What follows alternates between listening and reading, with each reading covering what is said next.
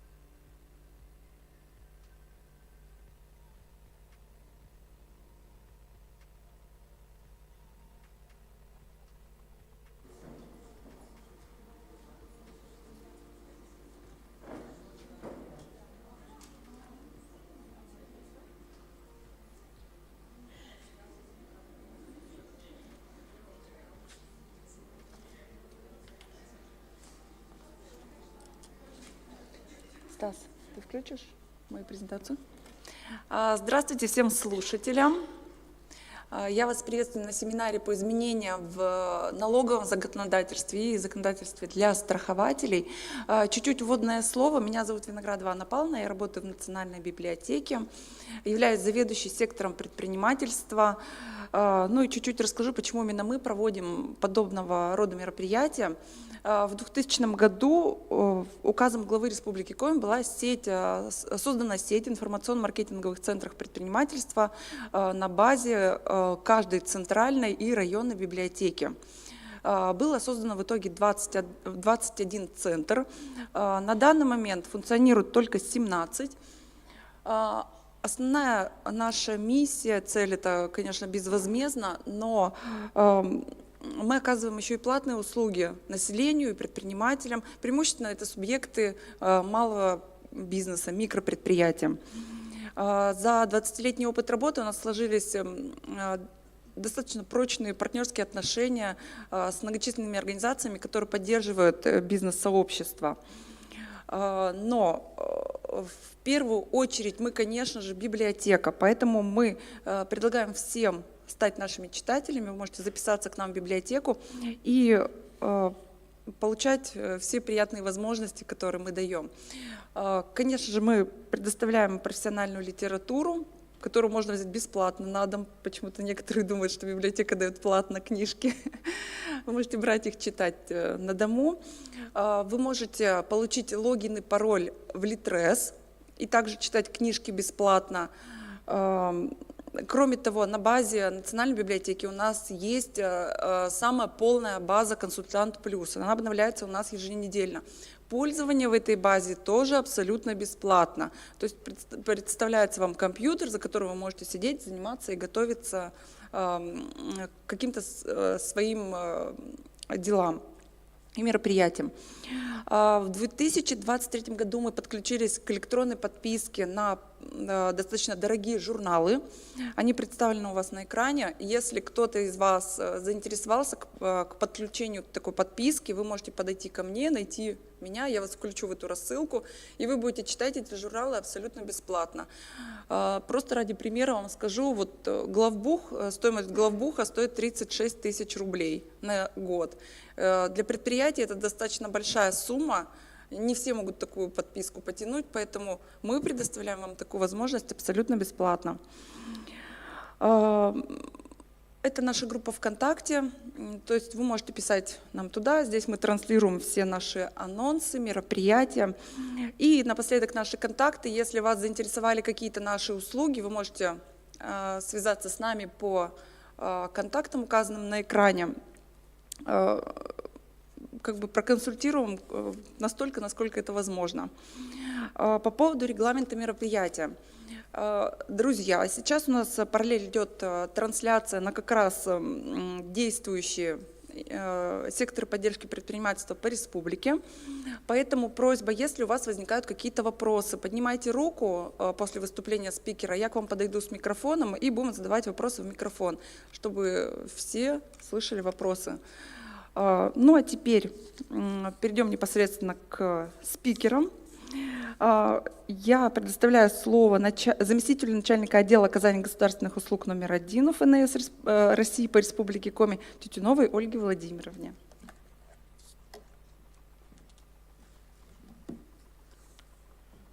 Доброе утро всем слушателям. Я хочу остановиться на порядке представления налоговой отчетности, формы, которые действуют в 2024 году, и измененные сроки представления, и заодно напомнить, какие есть сроки представления и уплаты основных налогов юридических лиц и предпринимателей. Первая форма – это расчет по страховым взносам. Форма применяется с отчетности за 2023 год. Она утвержденная приказом от 29 сентября 2023 года. Напоминаю, что за первый квартал 2024 года расчет необходимо представить не позднее 25 апреля. Также, как мы знаем, необходимо представлять уведомления об исчисленных суммах налога за январь до 26 февраля, за февраль до 25 марта, за март до 25 апреля. Сроки и коды отчетных периодов, которые необходимо указывать в уведомлении на первый квартал, представлены на слайде. После представления расчета за первый квартал уведомление за март не представляется. Следующая форма – расчет по форме 6 НДФЛ. Срок представления расчета за 2023 год наступает 26 февраля, не забываем. Форма не меняется, но с первого квартала 2024 года применяется новая форма, она была рекомендуемая, но приказом ФНС от 9 января 2024 года она утвержденная. В ней учтены изменения сроков перечисления НДФЛ в 2024 году, также исключена строка «Сумма налога перечисленная». В приложении 1 это справка о полученных доходах физического лица. Срок представления за первый квартал не позднее 25 апреля. Также напоминаю, как вы уже знаете, да, федеральным законом 539 ФЗ у нас на 2024 год изменен порядок уплаты налога и представления уведомления. Теперь нужно сдавать 2 раза в месяц уведомления. Первое – это по удержанной сумме с 1 по 22 число. Уведомление представляется до 25 числа этого же месяца, уплачивается до 28. И по удержанному с 23 числа по последнее число месяца представляется до 3 числа следующего месяца и уплачивается 5 числа. В декабре сроки остаются такие же, с 23 декабря по 31 число, последний рабочий день. Сроки представления уведомления и коды отчетных периодов, заметьте, они изменены, новые, указаны на слайде. Также такую же аналогичную таблицу по всем срокам уплаты, по срокам представления уведомления и кодировка. У нас есть таблица в Excel, ее можно выгрузить на сайте Федеральной налоговой службы в разделе «Все о ЕНС». Также хочу напомнить, что с 1 октября 2023 года у нас действуют правила зачета НДФЛ и страховых взносов федеральным законом 389 ФЗ, то есть при досрочной сдаче уведомления, до срока уплаты, сумма исчисленных страховых взносов и налога на доходы физических лиц списываются с ЕНС, не дожидаясь срока уплаты, то есть не дожидаясь 28 числа, в счет предстоящей обязанности. Если уведомление поступает одновременно по НДФЛ и страховым, то сначала списывается с ЕНС НДФЛ. Если происходит ошибка между уведомлением и расчетом, сумма налога остается в резерве по НДФЛ, пока не возникает долг по другому налогу или по этому же налогу. Налоговая декларация 3 НДФЛ для предпринимателей, нотариусов и адвокатов представляется по форме за 2023 год, утвержденная приказом ФНС России от 11 сентября 2023 года. Сдать нужно не позднее 2 мая 2024 года. Кроме того, в 2024 году по авансовым платежам за 1, 2, 3 квартал предпринимателям необходимо также представлять уведомления об исчисленных суммах налогов и уплачивать не позднее 25 числа следующего за кварталом. Сроки и коды также указаны на слайде.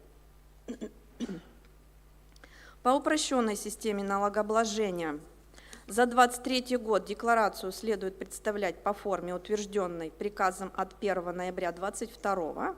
Срок представления для юридических лиц 25 марта, срок представления для предпринимателей 25 апреля. Также по этому же налогу представляются уведомления об исчисленных суммах налогов по авансовым платежам.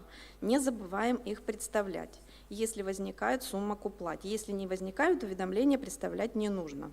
Также с 2024 года организации и предприниматели должны вести книгу учета доходов и расходов по новой форме, утвержденной приказом ФНС от 7 ноября 2023 года. Основное изменение в том, что отсутствует раздел 4 для расходов в виде пенсионных взносов, которые уменьшают налог в соответствии со статьей 346.21 Налогового кодекса.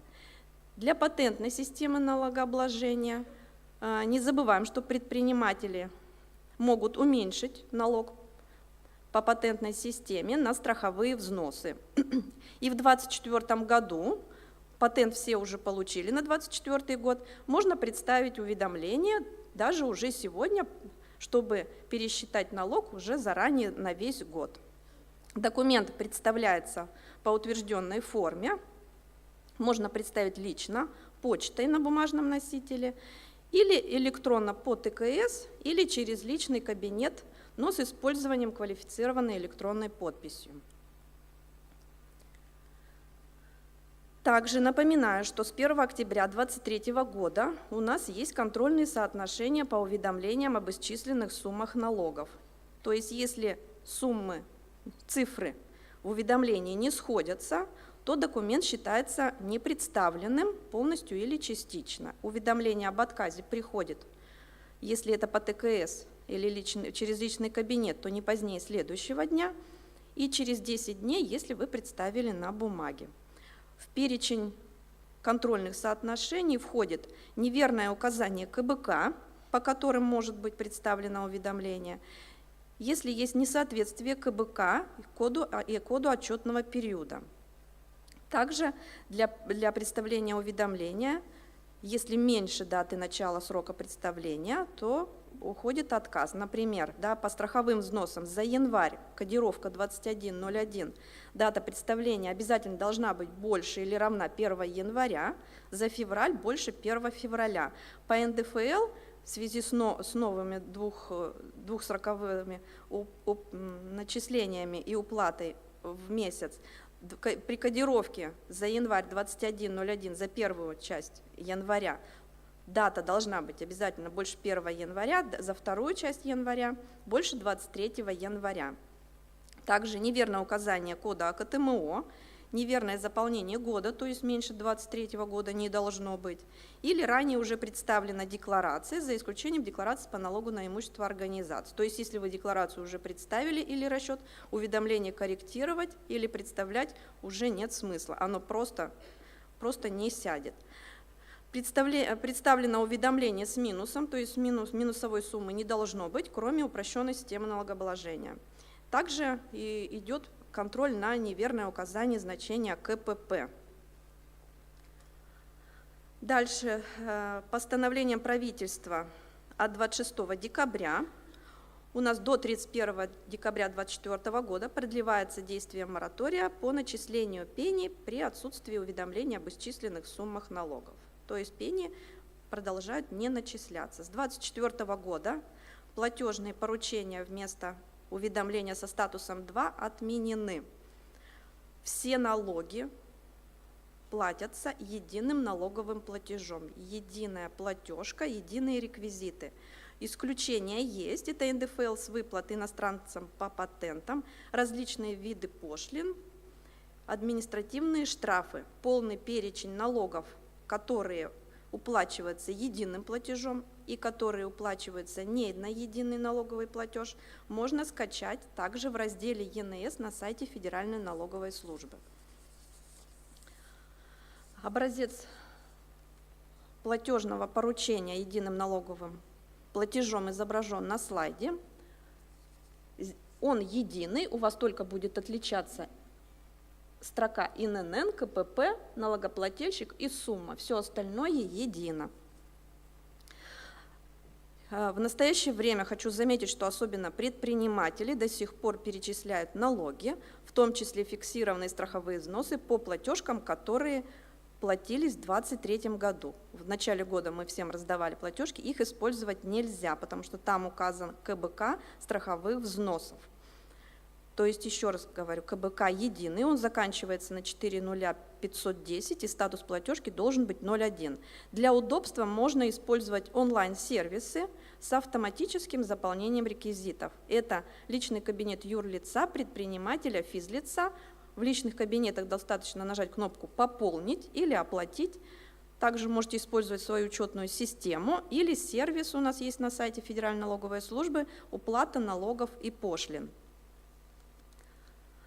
Немного хочу остановиться по штрафам за непредставление отчетности. У нас есть в налоговом кодексе установлено Статья 119 пункт 1 – это непредставление налоговой декларации или расчета по страховым взносам. Штраф 5% от неуплаченной суммы налога за каждый полный или неполный месяц, но не более 30% и не менее 1000 рублей. По статье 119.1 нарушение установленного способа представления или расчета штраф в размере 200 рублей, то есть если у вас численность, например, свыше 10 человек, то вы представить расчет И6 НДФЛ можете только в электронном виде. Вот это и есть нарушение способа. Если вы представили на бумажном носителе, то штраф будет 200 рублей. Статья 126 пункт 1. Непредставление в установленный срок сведений. Сюда относится бухгалтерская отчетность, персонифицированные сведения, уведомления об исчисленных суммах. Штраф 200 рублей. По персонифицированным сведениям и уведомлениям мы не штрафуем уже с начала 2023 года, пока также не штрафуем до разъяснений Федеральной налоговой службы. Как только появится, мы сразу до вас доведем. Статья 126 пункт 1.2 – это непредставление налоговым агентам расчета 6 НДФЛ. Штраф 1000 рублей за каждый полный или неполный месяц со дня установленного срока для представления. Также хочу отметить, что вот сейчас с 1 апреля будет доступен функционал по направлению налоговой отчетности через личный кабинет индивидуального предпринимателя в налоговые органы. Уже с 5 февраля функционал работает в тестовом режиме, который будет открываться поэтапно. На первом этапе, то есть сейчас уже доступно направление налоговой декларации по упрощенной системе налогообложения, так что предприниматели, которые на УСН, можете пользоваться и отправлять через личный кабинет. Также здесь возможно декларацию по НДПИ уже представить и сведения о полученных разрешениях на добычу водных биологических ресурсов. Перечень деклараций будет расширяться, и к 1 апреля будут доступны уже 20 форм. Какие 20 форм будут доступны, мы также до вас доведем. Теперь остановлюсь, что же нужно, чтобы отправить, да, кратенько. Для того, чтобы отправить, необходимо с главной страницы перейти в жизненные ситуации. Услуга называется НБО. Открывается страница с перечнем деклараций. Чтобы отправить новую декларацию, нужно нажать кнопку «Отправить документ».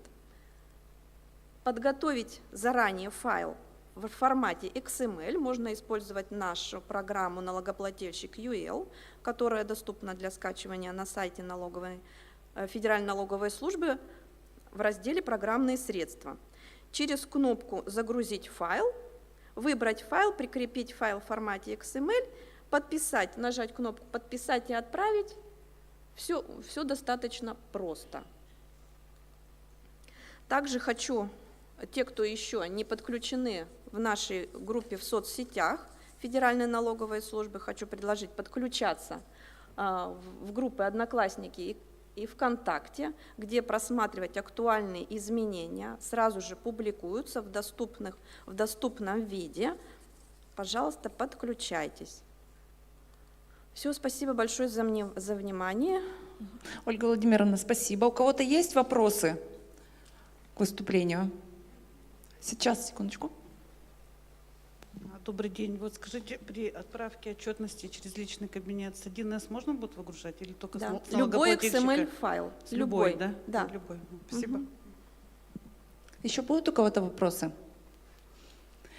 Ольга Владимировна, тогда я озвучу вопросы, которые нам поступили при регистрации. Так, индивидуальный предприниматель без работников при уплате фиксированных страховых взносов в квартал должен ли ИП что-то подавать для того, чтобы ежеквартально уменьшать налог по УСН? Налог к уплате с учетом уменьшения на страховые взносы получается равен 0. И тот же самый вопрос про 1% на страховые взносы, которые индивидуальный предприниматель. Как отражать на ЕНС, если оплатить раньше срока 1 июля? Ну, смотрите, я так думаю, что этот вопрос упрощенка у предпринимателя, наверное, с объектом доходы. Да. У нас с 1 октября, с 1 октября есть изменения, да, в учете уменьшения страховых, как уменьшить налог по упрощенной системе налогообложения на страховые взносы. Он распространяется на полный 23 год и 24. То есть если вы по истечению квартала должны посчитать налог по упрощенке с доходов 3%,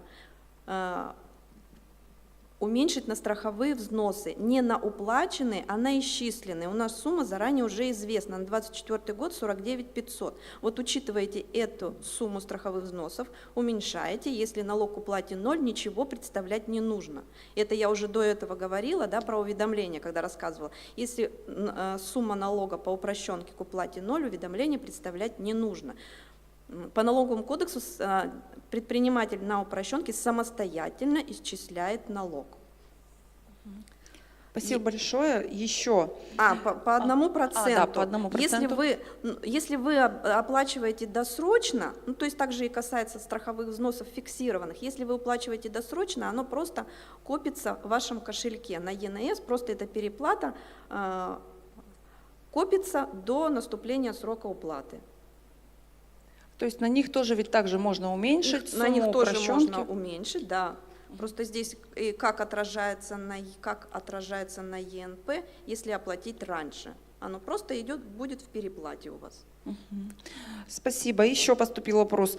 Нужно ли сдавать уточненные персонифицированные сведения при обнаружении ошибок в ранее сданных сведениях? Если нужно, то как? Если расчет уже сдали, то уточненные сдавать не нужно. Если вы обнаружили, вот вы сегодня отправили персонифицированные, прошло до представления расчета, уточните. После представления расчета смысла уже нет, потому что те персонифицированные сведения входят уже в расчет. Так, ну и тут достаточно большой вопрос, ситуация и боль описана в одном сообщении. Входящие сальдо на 01 января 2023 года вошли суммы по пеням, которые были удержаны из зарплаты бухгалтера и перечислены в ФНС.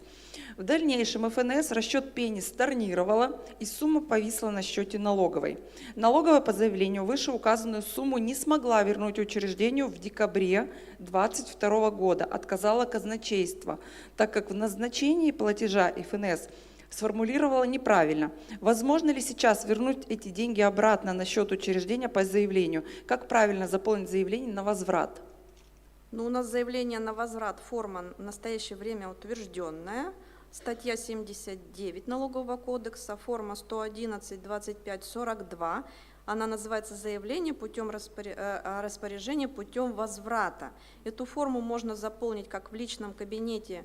Я так понимаю, это организация, значит, юридическое лицо. Да? В личном кабинете юридического лица, если на сегодня есть положительное сальдо ЕНС, вы через кнопку «Вернуть» можете распорядиться на расчетный счет. Но здесь ситуация, я так понимаю, раз была в декабре, значит, это переплата по пене, она в связи с переходом на ЕНС поднялась на единый налоговый счет. После этого прошло уже много времени на сегодня, да, если переплата, сальдо положительная, то как бы это положительное сальдо вы в любой момент можете полностью или частично вернуть путем представления этого заявления. Также это заявление доступно по ТКС, личное, либо через личный кабинет. Может быть, я что-то недопоняла, это лучше тогда по ситуации подойти в налоговый орган и посмотреть, какое состояние на сегодня и когда это переплата. Она в любом случае 1 января поднялась на ЕНС, но так как налоговый орган в соответствии со статьей 45 списывает самостоятельно с ЕНС в счет предстоящей обязанности и в счет вообще обязанностей по налогам, может, эта переплата уже зачалась куда-то. Поэтому надо посмотреть на сегодня, какое сальдо. Спасибо большое, Ольга Владимировна. Вопросы не возникли? Сейчас, секунду.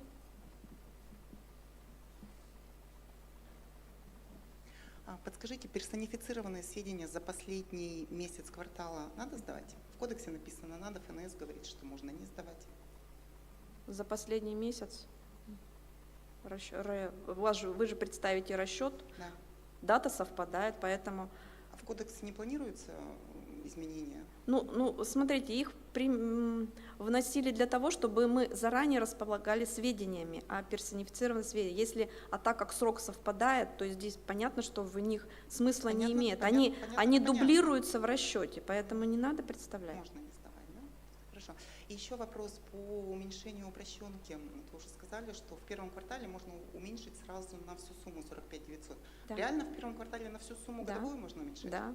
То есть за 23 год, вот сейчас, вот, да, у нас начинался год 23, еще изменений таких не было, было на уплаченные страховые взносы. Вы все представляли уведомления в связи с тем расчетом, который по уплаченным, да, а сейчас вы делаете декларацию по упрощенке, то есть вы декларацию по упрощенке считаете уже по новому законодательству. И не надо корректировать те уведомления, смысла в них уже как бы нет.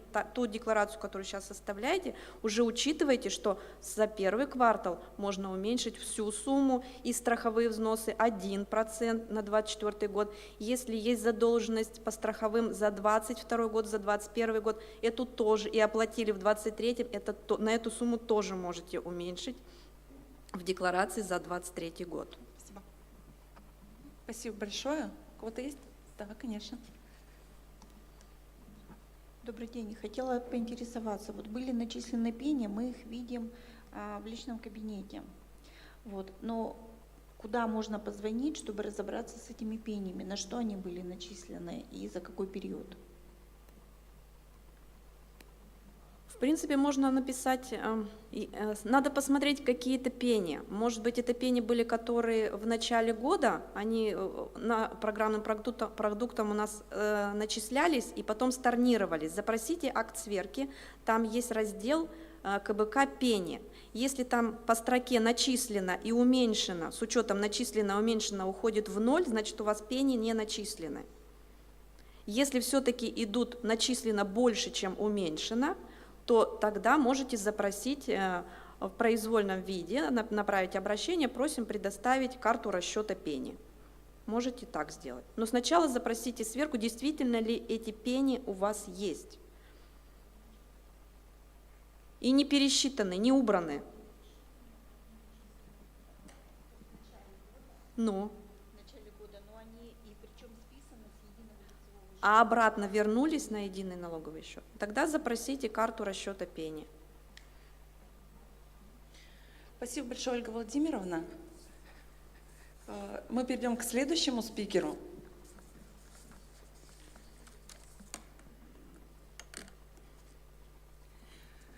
Итак, теперь слово предоставляется главному специалисту-эксперту отдела информационной безопасности Управления Федеральной налоговой службы Мамонтовой Татьяне Александровне.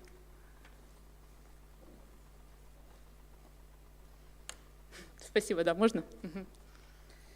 Так, здравствуйте, уважаемые слушатели. Рада всех видеть, некоторых даже не в первый раз, немножко заснули. Ну, давайте, у нас тема попроще, то есть ни налогов, ни цифр. Кратко расскажу про электронную подпись. Получается, с 1 января 2022 года Федеральная налоговая служба выдает электронные цифровые подписи. Кому мы их выдаем? Мы выдаем юридическим лицам за некоторыми исключениями. Исключение – это бюджетники, они получают в федеральном казначействе, те, у кого есть казначейские счета, они получают не в налоговой, а в федеральном казначействе. И кредитные организации, они получают в удостоверяющем центре, Центрального банка, простите, немножко волнуюсь всегда, когда рассказываю. Индивидуальные предприниматели у нас получают все, и нотариусы также. Что необходимо? Так, куда обращаться? То есть обращаемся мы во все федеральные налоговые органы, в которых есть функция по выдаче квалифицированной универсальной подписи. Если интересно, это первый QR-код. Также у нас есть доверенные лица. Это из самых известных. Это Сбербанк, ВТБ, аналитический центр. Тоже также по QR-коду можно их посмотреть, потому что их список постоянно меняется, добавляются новые. Тинькофф, допустим, недавно появился. Так, что нужно, чтобы получить подпись? Подпись мы выдаем абсолютно бесплатно. Подпись квалифицированная, универсальная, то есть подходит для всего. Все, что электронно вы можете подписать от имени юридического лица или ИП, можно подписать этой подписью. Для того, чтобы получить, необходим носитель сертифицированный. Сертификат должен быть в СТЭК или ФСБ. Его необходимо приобрести самостоятельно. Если вы уже раз получали подпись, новый носитель приобретать не нужно, можно прийти с тем же. Также, если есть носитель, допустим, у кого-то остался, можно его отформатировать, очистить, чтобы не было чужих подписей, и он также подходит для выдачи подписи. Первый раз подпись получается лично при наличии паспорта, номера СНИЛС и сертифицированного носителя, о котором я рассказала ранее. Если вы представите, когда первый раз приходите к нам ИНН, если это юрлицо, то это ИНН организации и директора, ну, либо лица, имеющего право действовать без доверенности, они иногда другие бывают, то это будет быстрее, просто мы быстрее вас найдем. Смотрите, для перевыпуска теперь не обязательно приходить в налоговую. До конца срока действия электронной подписи, подпись выдается на 15 месяцев, вы можете перевыпустить ее самостоятельно. Для юрлиц, для этого необходимо зайти в личный кабинет юридического лица, в заявление, электронный сервис по перевыпуску. Если ИП, то там прямо сразу в левом нижнем углу будет сервис перевыпуск сертификата электронной подписи. Мы сами перевыпускаем, первый раз помогаем, то есть люди вот приходят, допустим, говорят, нам страшно. Не бойтесь, то есть сервис, все проходим по пунктам, обязательно отзываем предыдущий сертификат, и у вас после этого новый сертификат вы получаете на носитель, настраиваете новую подпись и также с ней работаете. Так. Где можно использовать электронную подпись? Тут я уже немножко забежала вперед, вам рассказала. То есть все наши сервисы, все электронные площадки, торги, все, что про личные кабинеты Ольга Владимировна вам также рассказала, там в принципе все работает, все хорошо. Да, еще одна интересная тема. Подпись мы выдаем одну, и она не копируемая. Если организации необходима еще одна подпись для каких-то действий, допустим, подпись директору нужна своя, у бухгалтера нужна своя, они еще территориально, допустим, находятся в разных зданиях. Для этого существует машиночитаемая доверенность. Как вы знаете, с 1 сентября 2023 года подписи на сотрудников больше нет. То есть бухгалтер или другое лицо получает подпись на себя в коммерческом аккредитованном удостоверяющем центре, как на физлицо. И при помощи машиночитаемой доверенности директор, получивший подпись у нас, возлагает полномочия, допустим, по сдаче отчетности. А также все остальные, в принципе, тоже переходят на машиночитаемую доверенность. Из нового по машиночитаемой доверенности с 1 марта 2024 года будет новый формат 5.02. Этот формат основное, что в себя включает, это возможность передоверения подписи. То есть мы можем доверить одному лицу и с помощью этой доверенности передоверить. QR-код также на экране, там в принципе переход на сервис машиночитаемой доверенности, можете отсканировать, там в принципе тоже все написано, все достаточно. Ну, может быть, для первого раза непросто, но понятно. Дальше. Да, вот. Вначале мы говорили, что обязательно при первом получении подписи личное посещение. Это было до этого года. С этого года у вас есть возможность первый раз получить электронную подпись, не приходя в налоговую. Но для этого у вас должна быть подтвержденная запись госуслуг, и вы должны быть зарегистрированы в единой биометрической системе. Ну, все, наверное, с банками сталкивались, банки снимают биометрию. Вот когда вот эта полная биометрия в единой биометрической системе, ну, естественно, там также у вас должен быть носитель, криптопро и все остальное для того, чтобы с вашего рабочего места получить подпись. Сервис также находится на нашем сайте, также работает тут QR-код на сайте. Если хотите сами перейти, то когда заходите в личный кабинет ЮЛ или ИП, там есть отдельная кнопочка «Получить электронную подпись». Ну, тут наши контакты, основной наш сайт 8 807 двоек, также на нашем, как сказать, на нашем ресурсе ВКонтакте, Ольга Владимировна озвучила, указаны наши телефоны управления по республике Коми. Есть какие-то вопросы, можете обращаться, в принципе. Со всеми поговорим, все обсудим. Вопросы? Татьяна Александровна, спасибо. У кого-то есть вопросы по поводу электронного ключа, доверенности? Ну, Нет тема вопросов? понятная, Нет? Да. С вашего разрешения мы напишем потом пост-релиз, и все презентации можно будет разместить у нас на сайте Национальной библиотеки. Спасибо большое, Татьяна Всем Александровна. спасибо. Следующему спикеру мы предоставляем слово уже из социального фонда. Коновалюк Людмила Александровна, начальник отдела, ой, зачем я в микрофона говорю, персонифицированного учета и административных страховых взносов номер 1 управления персонифицированного учета. Вам слово. Теперь расскажите еще, пожалуйста, вот этими, да? Да. Добрый день, уважаемые слушатели.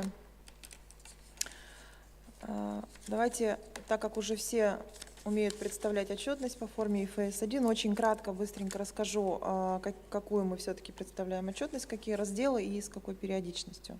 Значит, ИФС-1 состоит у нас из следующих подразделов. Подраздел 1.1 «Сведения о трудовой деятельности». Срок представления не позднее 25 числа месяца, следующего за отчетным. Это в том случае, если в нем были осуществлены мероприятия перевод, либо вашим сотрудникам были написаны заявления о выборе способа ведения трудовой книжки. И также, если у вас есть кадровые мероприятия прием, увольнение, либо вы заключили договор гражданско-правового характера, срок представления такой отчетности не позднее рабочего дня, следующего за днем заключения договора соответствующего, либо за днем издания приказа. Следующий подраздел 1.2 формы ИФС – это сведения о страховом стаже. Они представляются один раз в год до 25 числа следующего месяца за прошедшим годом. То есть у нас в этом году был срок 25 января. Либо есть такие же сведения, которые представляются в случае установления страховой пенсии, накопительной пенсии, либо срочной пенсионной выплаты. В таком случае страхователь представляет эти сведения в течение 3 дней после получения соответствующего запроса, либо обращения к нему застрахованного лица. Тут именно 3 календарных дня, прошу не забывать, это не рабочие дни, сроки очень сжатые. Следующий подраздел у нас 1.3 «Сведения о заработной плате для работников бюджетной сферы». Это форма ежемесячная до 25 числа следующего за отчетным. Подраздел 2 форма ЕФС-1. Это отражение данных о периодах работы застрахованного лица в условиях, дающих право на досрочное назначение пенсии. Данная форма представляется вместе с стажевой формой, то есть один раз в год до 25 января. Подраздел 3 формы ИФС-1 «Сведения о застрахованных лицах, за которых перечислены дополнительные страховые взносы». Это квартальная форма до 25 числа следующего за прошедшим кварталом. И раздел 2 формы ЕФС-1 – это сведения о начисленных страховых взносов на обязательное социальное страхование от несчастных случаев на производстве и профессиональных заболеваний. Также ежеквартально до 25 числа следующего за отчетным кварталом. Так, теперь обратимся к изменениям, которые у нас произошли в заполнении формы с 1 января 2024 года. Напомню, что вступил в силу приказ Пенсионного фонда номер 2281 об утверждении единой формы, то есть форма поменялась, и также утверждены новый порядок заполнения формы. Есть еще приказ 2315, которым утверждены форматы сведений в электронном виде, которые представляются ЕФС-1.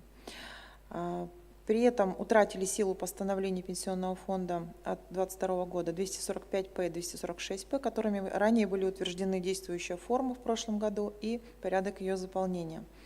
Поэтому в связи с этим в 2024 году в разделы и подразделы необходимо представлять в органы СФР по новой форме и в соответствии с новыми форматами в электронном виде. Если вы заполняете сведения за прошлые периоды, то есть за 2023 год, то тогда следует использовать классификатор параметров старого постановления 245П. Какие основные изменения в порядке заполнения ЕФС-1? Значит, в титульном листе у нас добавлено поле «Код категории страхователя физического лица». Здесь указываются коды категорий страхователей, индивидуальных предпринимателей и физических лиц, производящих выплаты физическим лицам. Например, ИП-01 для индивидуальных предпринимателей. Изменились, значит, порядок заполнения подраздела 1.1 «Сведения о трудовой деятельности». Пунктом 43 порядка заполнения уточнено, что кадровое мероприятие увольнения указывается также в том случае, когда трудовой договор прекращен в связи с осуществлением перевода работника по его просьбе или с его согласия на постоянную работу к другому работодателю. То есть, если раньше показывался только перевод, сейчас мы должны показать увольнение у старого, значит, работодателя и прием к новому работодателю. В соответствии с пунктом 45 порядка заполнения в графе 5 «Трудовая функция» также указывается одно из следующих значений в соответствии с видом договора. 0 – бессрочный трудовой договор,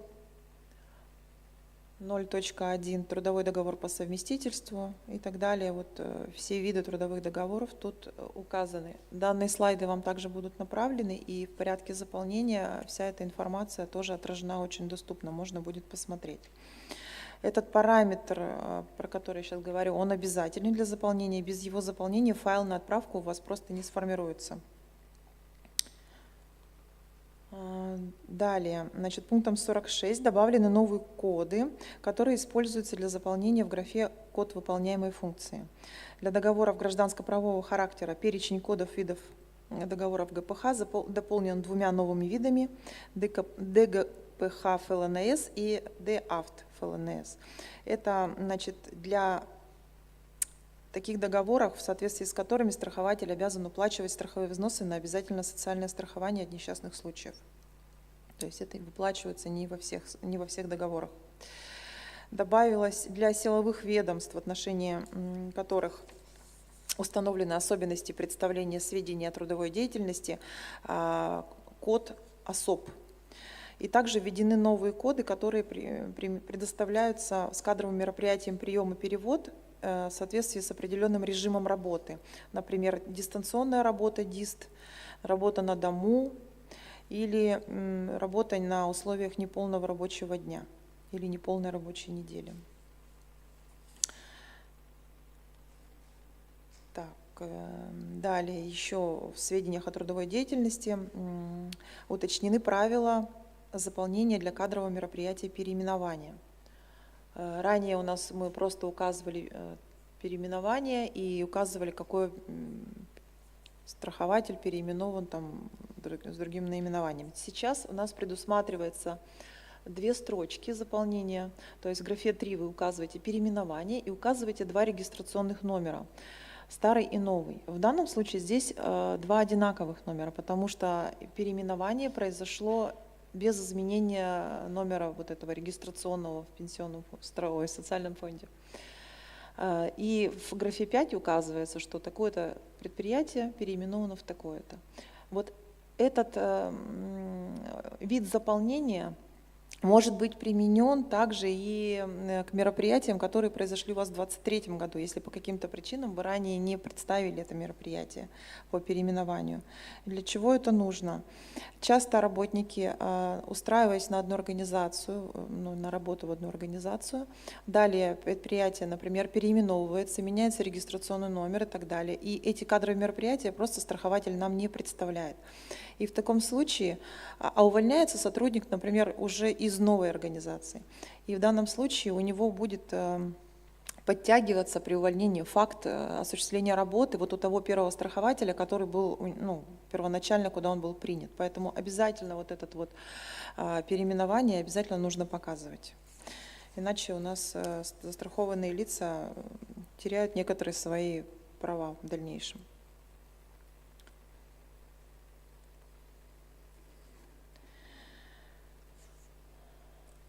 Значит, у нас есть изменения также в порядке заполнения подраздела 1.2 «Сведения о страховом стаже». В названном подразделе формы ИФС-1 должен указываться, во-первых, весь период работы застрахованного лица в отчетном году страхователя. То есть не только те периоды, которые у него там есть льгота, да, при выходе на пенсию, но и все остальные периоды. Раньше такого разъяснения не было. Добавлен новый тип сведений, назначение выплат по обязательному социальному страхованию. То есть форма ИФС-1 с названным типом сведений представляется при подаче застрахованным лицом заявление о предоставлении отпуска по беременности и родам или заявление о предоставлении отпуска по уходу за ребенком. То есть только у вас сотрудник идет в декрет, подал заявление, вы должны в течение точно так же 3 дней представить вот эту форму с указанием всего периода работы в этом отчетном году. То есть в 2024 году у вас, например, будет показано вот с 1 января, тут 23 год, неважно, 24, с 1 января 2024 года, например, по сегодняшнюю дату у него будет просто стаж МКС, потом далее вот идет у нас декрет. Причем указывается только первый день этого декрета или отпуска по уходу за ребенком. Почему? потому что работодатель не знает, до которого времени у него этот декрет будет длиться. Даже если больничный уже выдан по конечную какую-то дату, все равно там могут быть какие-то осложненные роды или еще какие-то обстоятельства, при которых больничный лист продляется. Поэтому мы указываем только 1 день. Точно так же и по отпуску, по уходу за ребенком. Тоже первый день вот этого отпуска указывается. Я, кстати, хочу обратить внимание, очень часто страхователи ошибаются, именно выбирая некорректный тип сведений. То есть вот если вы обратите внимание, тип сведений: исходное, назначение пенсии, назначение выплат по ОСС, корректирующее, отменяющее. Часто страхователи путают вот эти ячейки, куда нужно поставить нужный там галочку, крестик, не знаю, как в вашей программе отражается, да, и вместо исходной формы направляют назначение пенсии, или наоборот, вместо назначения пенсии отправляют исходное, что влечет за собой неприятные последствия. Форма либо не садится, либо повторная уже форма, например, назначение пенсии отправили, а потом уже на этого человека исходник просто не будет принят. Поэтому обратите внимание на правильное заполнение и выбор типа формы. Следующий слайд. Ага.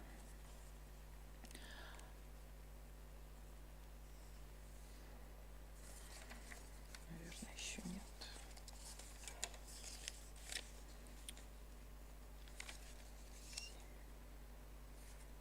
Может быть, все-таки там было. Да, еще вот здесь. Добавлен новый код ОКУ. Это особые климатические условия. Это такое, когда, например, ваши сотрудники едут в командировку в местности или районы, которые не приравнены к районам Крайнего Севера, но в них применяются районные коэффициенты. Например, у нас таким регионом является город Вологда. То есть у вас сотрудник едет в Вологду, вы указываете вот этот период, выделяете и ставите там территориальные условия УКУ и районный коэффициент, который применяется при работе в данной территории. Еще есть у нас такой раздел, по которому очень часто задают вопросы. Это заполнение граф 11 и 12. Результат специальной оценки условий труда. Данный раздел обязателен заполнению только в том случае, если у страхователя проведена спецоценка условий труда, и также если в подразделе 1.2 заполнены графы 8 или 9. То есть обязательно заполнять 11 и 12 графу только в случае, если у вас 8 и 9 графа заполнены и есть у вас уже прошла спецоценка условий труда. В других случаях данные вот эти вот графы можно не заполнять. Очень просто много вопросов на эту тему задавалось при представлении сейчас стажевых форм. Небольшие изменения по разделу 1.3 для бюджетников. Значит, введена новая графа 4. Работники, не включаемые в расчет среднесписочной численности. Это женщины, находившиеся в отпусках по беременности и родам, работники, которые находятся в отпуске без сохранения заработной платы в связи с обучением или поступлением в ВУЗ, и работники, участники СВО. Раньше такие категории мы вообще страхователи не указывали, теперь их нужно указывать обязательно, но они не идут в какие-то там в расчет среднесписочной численности. Еще небольшие изменения по заполнению раздела 2 по начислению страховых взносов на обязательное социальное страхование. Добавлено новое поле льгота, это для категории работодателей, у которых работают инвалиды.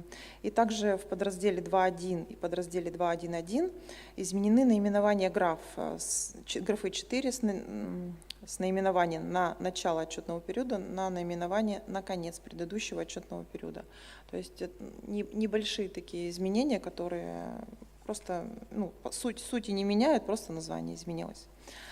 Дополнительно хочу обратить ваше внимание в связи с очень большим увеличением количества штрафных санкций в настоящее время.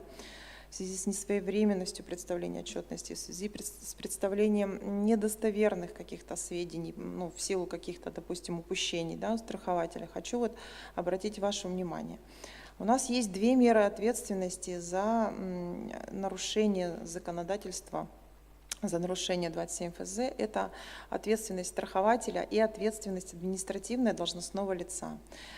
При выявлении нарушения мы направляем акт на страхователя о выявлении правонарушения и также уведомление о том, что будет составлен протокол на имя должностного лица. Страхователи часто в ответ на вот эти письма направляют нам какие-то возражения. Нужно обязательно понимать, что если вам направлено уведомление о составлении протокола на имя руководителя, то и какие-то возражения нужно писать от лица руководителя.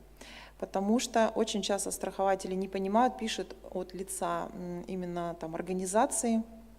От лица организации такие возражения не будут рассматриваться при составлении протокола, не будут указываться в протоколе, что руководитель, там, должностное лицо каким-то образом возражает, представил какие-то пояснения.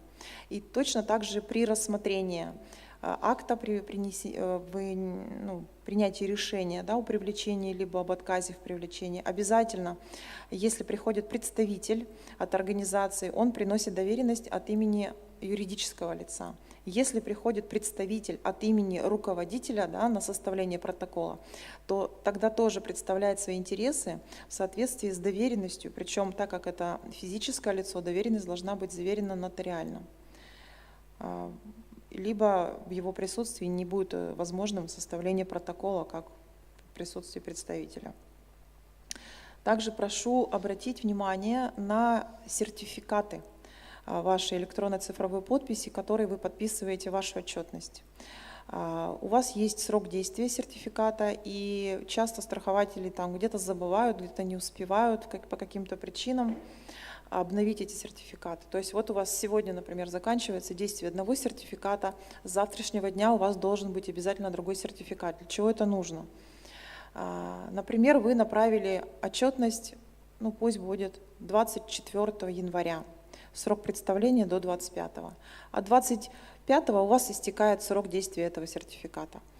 Отчетность не всегда обрабатывается день в день, и протокол о приеме этой отчетности может быть вам направлен 26 числа, а у вас нет нового действующего сертификата. Соответственно, протокол вы просто не получите и не будете знать о том, что, возможно, там необходимо внести какие-то исправления или поправки, что отчетность не принята, и вам нужно в течение 5 дней исправить их для того, чтобы не было нарушения сроков. Поэтому обязательно следите за сертификатами, сроками действия. И еще есть такое понятие, как сертификаты СФР. То есть, когда вы отправляете своему провайдеру вашу отчетность в адрес провайдера, и провайдер ее должен зашифровать и направить в адрес СФР. Бывает такое, что операторы связи ошибаются и зашифровывают вашу отчетность на недействительные сертификаты СФР. То есть вся информация, которая именно о действующих сертификатах СФР, она выкладывается на сайт социального фонда, и операторы обязаны за этим следить. Тут как будто бы вы отправили отчетность, а ваш оператор недобросовестно ее перенаправил с СФР, и ваша отчетность считается непринятой. Очень много в последнее время финансовых санкций мы применяем именно по такому поводу. То есть вроде как бы вины страхователя нет, но в то же время отчетность не принята и нарушены сроки представления. Обратите на это внимание. Если вы получаете протокол в ответ на вашу отчетность, что недействительный сертификат или какие-то ошибки криптографии, там прям написано крипто, что-то такое, да, то есть всегда сразу обращайтесь к вашему, вот этому провайдеру, кто вам предоставляет услуги, Контур, Тензор, Калуга, Астрал, все что угодно, что ваша отчетность не принята и необходимо зашифровать на верный сертификат, потому что это ваша ответственность и ваши взаимоотношения с вашим оператором. И еще один момент, последний до ваших вопросов. Если вам необходимо исправить ошибки в представленной ранее формы, например, за прошлый год или там за предыдущие еще какие-то периоды, обязательно нужно ее исправлять в единой, ну как бы в одной форме, как и отменяющую запись делать, так и новую правильную.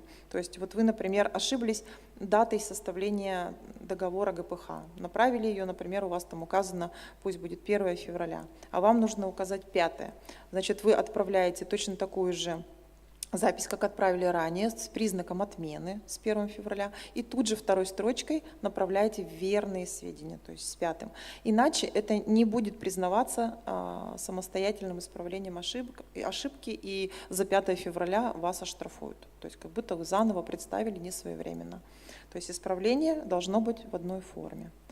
У меня все по изменениям. Если есть вопросы, пожалуйста, я слушаю, могу ответить. Людмила Александровна, спасибо большое. Вопросы, если у кого-то есть, можете поднять руку, я к вам подбегу. Вопросов нет. Спасибо большое. Всем спасибо за внимание. Итак, и у нас последний спикер – это изменение в выплатах пособий больничных листов. Савиновская Людмила Владимировна, начальник отдела организации социального страхования Управления социального страхования. Здравствуйте, коллеги. Я, к сожалению, без слайдов, но это мое первое выступление от имени Социального фонда России. И в последующем я уже посмотрела, обратила внимание, что вам в дальнейшем будет удобнее, если особенно мы будем разбирать какие-либо ситуации, вот, показывать именно вот в таком формате. Поэтому на следующей нашей обучении или встрече, скорее всего, она будет именно в таком формате, как и предыдущая. О чем я хочу вам сказать. Это первое, об алгоритме процесса направления страхователям сведений, необходимых для назначения выплаты страхового обеспечения в текущем году. Все мы с вами помним, что до 2022 года назначение выплаты пособий по 255 закону осуществлялось на основании электронных реестров прямых выплат. То есть в формате 2021 года, по форматам 2021 года, на основании утвержденной формы постановления правительства Российской Федерации номер 2375. В течение 2022-2023 года мы с вами активно переходили на проактивный режим назначения выплат. И начиная с января 2024 года прекратился прием сведений для назначения пособий по временной нетрудоспособности в связи с материнством по схеме, которая существовала до этого. Теперь в текущем году все сведения необходимо направлять только проактивно и автоматически посредством системы электронного документооборота с помощью вашего программного обеспечения, которое вам установлено на вашем рабочем месте, оператором системы электронного документооборота или же компанией-поставщиком, которая предоставляет вам определенные услуги. Ну, неважно, то 1С или же Тензор или иные операторы связи. В данном случае есть одно исключение. В 2024 году мы продолжаем и сохранился технологическая возможность приема реестров прямых выплат по порядку 2021 года. Это в тех случаях, когда мы назначаем выплаты для граждан новых территорий. Это Донецкая Народная Республика, Луганская, Запорожская область и Херсонская область. А также, это особенность, которая применима в частности ко всем нам с вами, когда мы направляем с вами реестры по случаям перерасчета ранее назначенных пособий по реестрам 2021 года. То есть если вы направляли реестр в старом порядке, то и перерасчет, признак перерасчета вы также проставляете и используете порядок, который существовал до 2021 года. Еще раз повторюсь, значит, какой у нас с вами алгоритм процесса направления страхователям сведений. В случае, если страхователям до января 2024 года был направлен реестр по схеме 2021 года и требуется произвести перерасчет, то страхователь может направить сведения по схеме 2021 года с признаком перерасчет. В случае, если страхователь направил реестр на перерасчет по схеме 2021 года и ему выставлено извещение о необходимости предоставления каких-либо документов, корректировки сведений, то страхователь должен ответить на это извещение также по старой схеме, либо в личном кабинете страхователя для ответа на извещение по прямым выплатам использовать функционал по отправке ответа на извещение.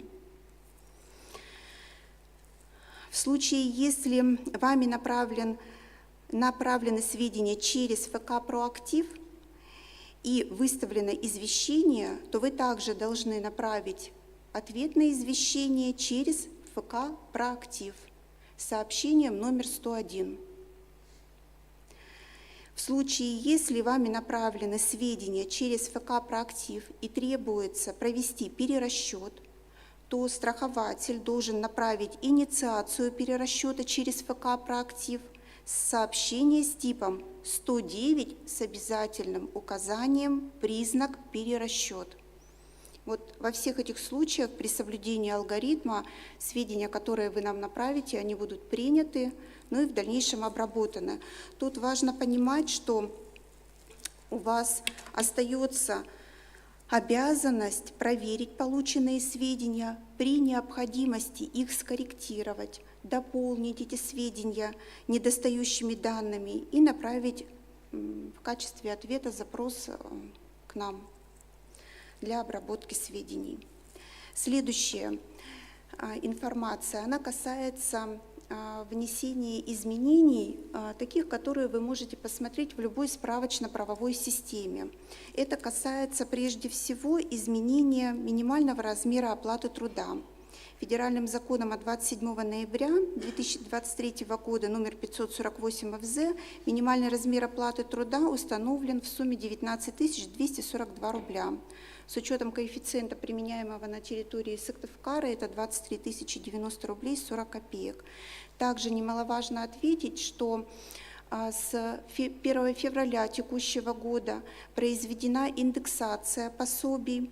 Это единовременное пособие при рождении ребенка, социальное пособие на погребение. Правительством установлен коэффициент индексации 1,74. Данные изменения внесены постановлением правительства номер 46 от 23 января 2024 года.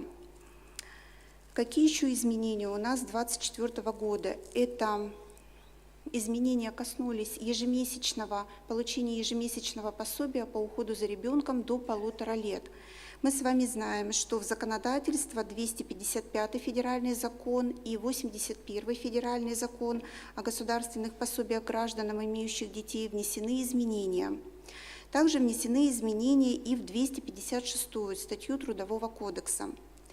Для примера, что у нас было ранее. Конечно, для себя я подготовила вот такие слайды, но, к сожалению, не подумала о том, что действительно вам будет удобнее. Но информацию, которую я вам оглашу, она проста для восприятия. Редакция, которая у нас существовала в законодательстве до января 2024 года. Если сотрудник выходил из отпуска по уходу за ребенком на полный рабочий день, то выплата пособия прекращалась. Если он находился в отпуске по уходу за ребенком и работал на условиях неполного рабочего времени, выплата пособия продолжалась. Что сейчас у нас с вами? Выплата пособия продолжается. В случае выхода работника из отпуска, обязательного выхода на полный рабочий день, на неполный рабочий день, в случае осуществления работы на дому или дистанционно. А также законодатель предусмотрел такой случай, когда работник выходит в отпуск по уходу за ребенком у одного работодателя, а работает у другого. Во всех этих случаях выплата пособия продолжается. Далее, какие вопросы поступают?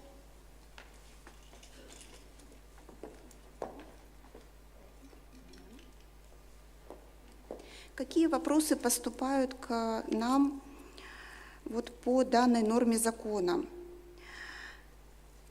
Это прежде всего, хочу сказать, что новые правила, которые введены 620 законом и 614 федеральным законом, они применяются ко всем случаям предоставления отпуска как до 1 января 2024 года, так и после. Факт выхода из отпуска должен быть не ранее 1 января 2024 года. Сам по себе факт выхода, вот часто задают вопрос, является ли факт выхода работника из отпуска основанием для прекращения права на получение ежемесячного пособия. Судя по тому, что прекращение это означает по себе вот такие события, которые произошли, или в силу, например, изъявления гражданина увольнения, с работы, или же по независящим причинам, это смерть ребенка или получателя пособия, то здесь нужно отметить, что случаи, когда прерывается, выходит из отпуска неоднократно по уходу за ребенком и вновь уходит, не является основанием для прекращения выплаты пособия и основанием для, основанием для прекращения выплаты пособий. Часто задают вопрос страхователя: скажите, пожалуйста, какая продолжительность отпуска должна быть, когда работник прерывает отпуск и потом желает выйти вновь. Трудовым кодексом регулируются данные отношения. В статье 255 Федерального закона об обязательном социальном страховании на случай временной нетрудоспособности и в связи с материнством таких норм нет. Если мы с вами посмотрим 256 статью Трудового кодекса, то она гласит, что отпуск предоставляется по заявлению работника. То есть заявление такое обязательно должно быть. И только работник сам определяет продолжительность данного отпуска, ведь минимальный предел тоже не установлен. Написав такое заявление, работодатель не рассматривает это с точки зрения, как по соглашению с работодателем, как мы, например, просим предоставить отпуск, помимо графика, тогда по соглашению сторон. Здесь же работник по своему усмотрению самостоятельно определяет продолжительность данного отпуска. Самое главное, что в вашем кадровом делопроизводстве и, соответственно, в бухгалтерии все эти мероприятия были проведены. То есть, если работник написал заявление на предоставление какого-либо отпуска или прерывает отпуск, чтобы это было все оформлено документально и проведено. Поэтому продолжительность отпуска по уходу за ребенком до выхода из него с сохранением права на пособие, минимальный предел не установлен, и работник вправе написать заявление даже на 1 день. Поскольку здесь никакого одобрения или рассмотрения со стороны работодателя не должно быть. Это право работника, которое ему гарантировано, так же, как и ежегодный оплачиваемый отпуск. Вот если работник находится в отпуске по уходу за ребенком и собирается воспользоваться правом на ежегодный оплачиваемый отпуск, он, безусловно, здесь должен сначала прервать этот отпуск, он пишет заявление и выходит в отпуск очередной. А потом, по прошествии отпуска, он уже может сам решать, будет он продолжать трудовую деятельность, то есть это первый вариант, или второй вариант, когда работник вновь может выйти в отпуск по уходу за ребенком. То есть это его право, и он сам самостоятельно определяет. Работодатель здесь никаким образом не может повлиять на выбор лица. Все гарантии для работника сохраняются в данном случае с учетом изменений, которые внесены с января текущего года, как и на предоставление ежегодного оплачиваемого отпуска, так и иные гарантии. Я хочу порекомендовать вам, поскольку часто очень бывают звонки такого характера, что где-то вы прочитали или посмотрели какую-то информацию. Вот я, например, прежде всего использую вот официальные сайты или порталы различных органов исполнительной власти. И в частности, смотрю федеральный портал проектов нормативно-правовых актов.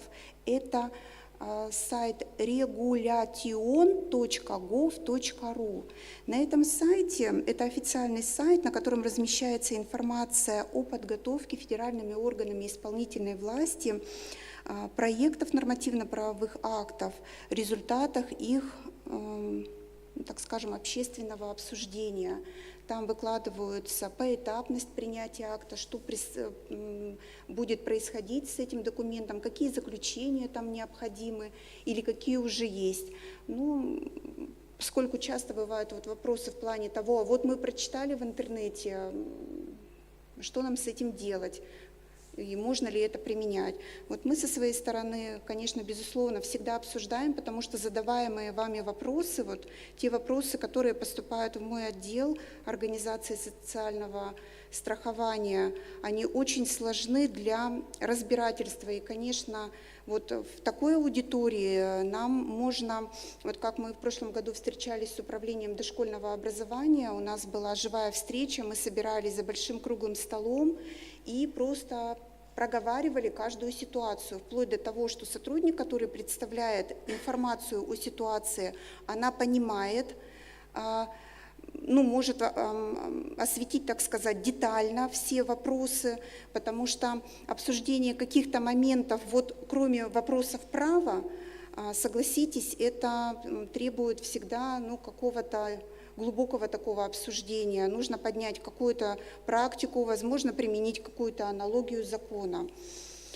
Что еще хочу вам сказать по поводу договоров гражданско-правового характера. Конечно, это не тематика 2024 года, но вы все помните, что с января 2023 года в связи с изменениями в законодательство, наш 255 закон, были внесены изменения в части круга лиц, которые подлежат обязательному социальному страхованию. Этот круг лиц был расширен лицами, которые работают по договорам гражданско-правового характера. Ну, статья эта, вы наверняка это все читали, и, возможно, не один раз.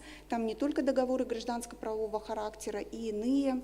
Вот. Но суть сводится к тому, что эти лица приобретают право не просто в силу наступления события, которое с ним произошло, то есть страховой случай, а при определенных условиях. Здесь нужно четко понимать, что статья 2 255 закона говорит нам о том, что данная категория лиц приобретает право в случае уплаты страховых взносов за предшествующий год не менее стоимости страхового взноса. Сама стоимость страхового взноса, она определяется очень просто. Минимальный размер оплаты труда умножается на районный коэффициент, количество месяцев и на 2,9%. Это тариф, который вот лица уплачивают в социальный фонд России.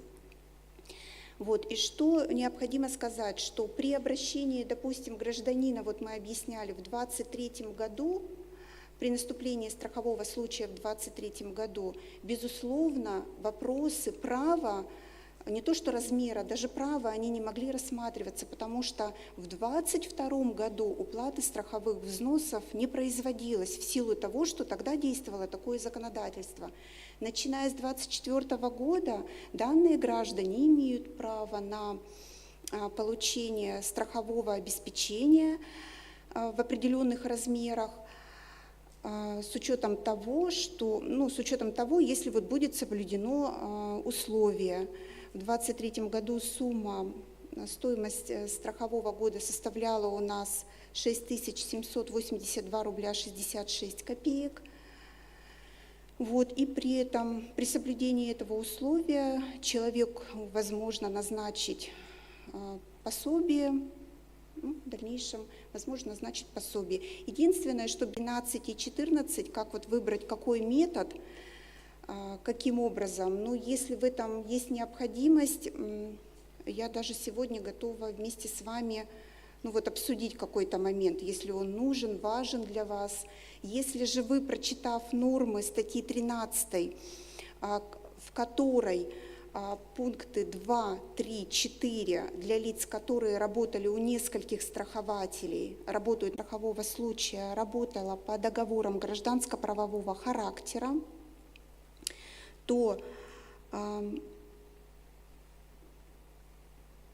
пособие по временной нетрудоспособности, по беременности и родам и ежемесячное пособие выплачивается ему страховщиком по его выбору у одного страхователя. Так говорит пункт 4.1 статьи 13.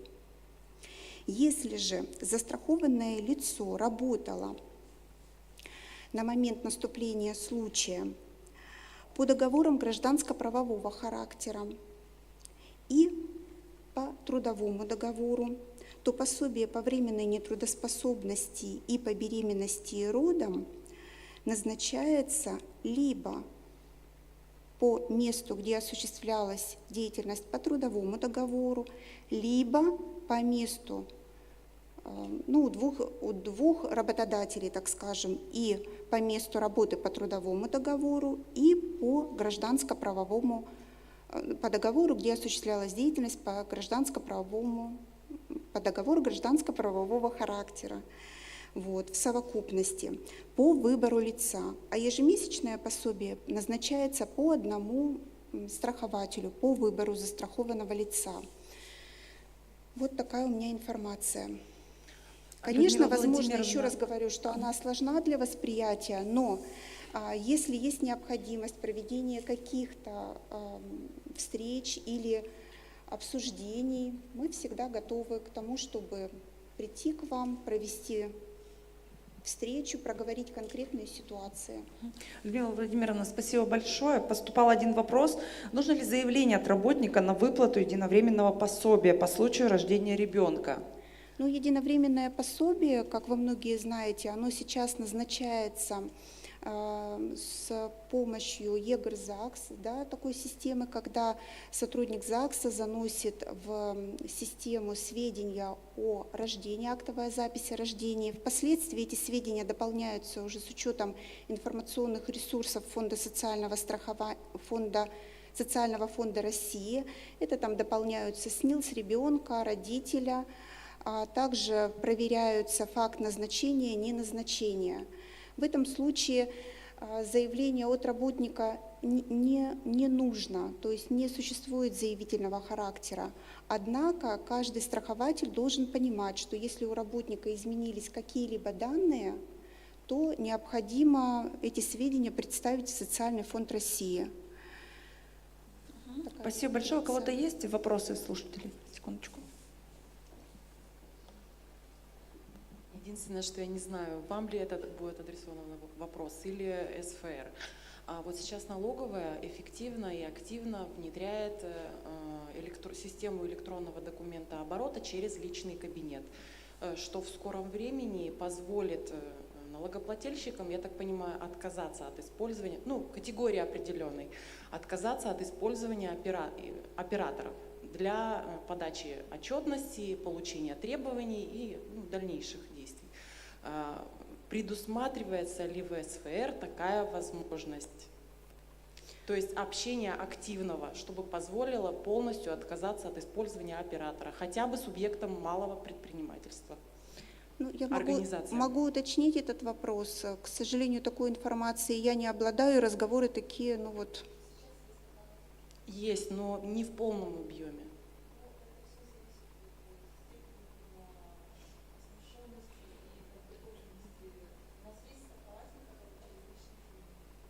То есть в полном объеме они отказываются. Они представляют.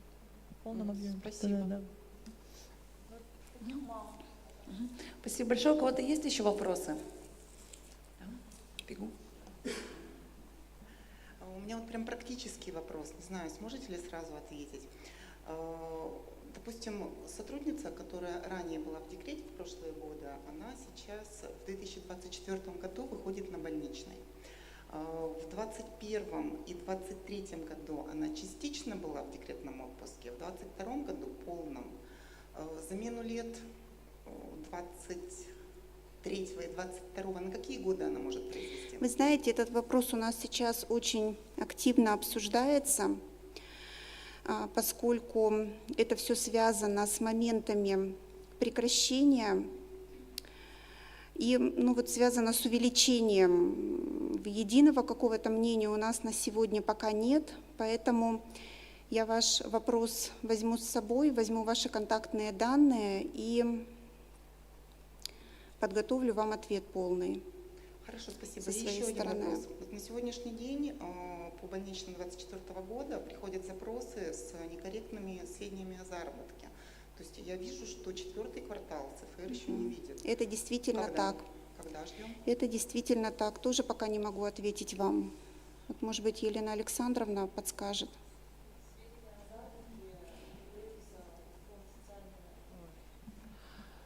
Сведения о заработке, мне кажется, он не работает. Работает. Да? Передаются в наш фонд из налоговой инспекции примерно через месяц после представления их в налоговую инспекцию работодателями. И после этого разносятся на лицевые счета. Поэтому если вы уже давно представили сведения, то они должны быть уже где-то через месяц на лицевых счетах, то есть отражаются выписки из лицевого счета, и сведения о заработке там тоже есть. Хорошо, вот, допустим, я вижу, что сведения из ЦФР пришли мне некорректные. Я могу свой доход поставить? Я точно знаю, что у меня... Конечно, конечно, вы можете это откорректировать. Безусловно, ведь вам все эти ответы на запросы поступают для того, чтобы, вот как я первые несколько минут выступления говорила о том, что те ответы, которые приходят на запрос, вы их должны проверить, при необходимости скорректировать, дополнить какими-либо данными. Безусловно, это все не так, чтобы вы взяли и нажали на кнопочку, потому что в любом случае, если что-то будет не так, нужно будет или делать перерасчет по данным видам пособия, или же в обратную сторону, если это были сведения, которые повлияли на размер в большую сторону, тогда уже непосредственно к страхователю будут какие-то. Да, хорошо, понятно, спасибо. Пожалуйста. Спасибо большое, Людмила Владимировна. Вопросы у кого-то еще есть? Спасибо. Спасибо большое, Людмила Владимировна. Спасибо всем, кто сегодня в столь свежий, морозный день пришел в Национальную библиотеку. Всем спасибо за участие. Если у вас какие-то остались вопросы, вы можете подойти ко мне после окончания семинара. Если вас заинтересовали какие-то услуги, то можете остаться. Всем спасибо. До свидания.